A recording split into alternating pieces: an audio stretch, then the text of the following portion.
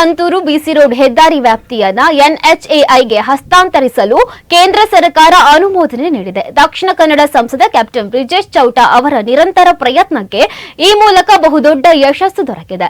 ಸುರತ್ಕಲ್ ಲಂತೂರು ಬಿಸಿ road ಬಂದರು ಸಂಪರ್ಕ ರಸ್ತೆಯ ನಿರ್ವಹಣೆಯನ್ನ ರಾಷ್ಟ್ರೀಯ ಹೆದ್ದಾರಿ ಪ್ರಾಧಿಕಾರಕ್ಕೆ ಹಸ್ತಾಂತರಿಸಲು ಕೇಂದ್ರ ರಸ್ತೆ ಸಾರಿಗೆ ಮತ್ತು ಹೆದ್ದಾರಿಗಳ ಸಚಿವಾಲಯ ಅನುಮೋದನೆ ನೀಡುವ ಮೂಲಕ ಸಮಸ್ಯೆ ಪರಿಹಾರಗೊಳ್ಳುವ ವಿಶ್ವಾಸ ಮೂಡಿದೆ.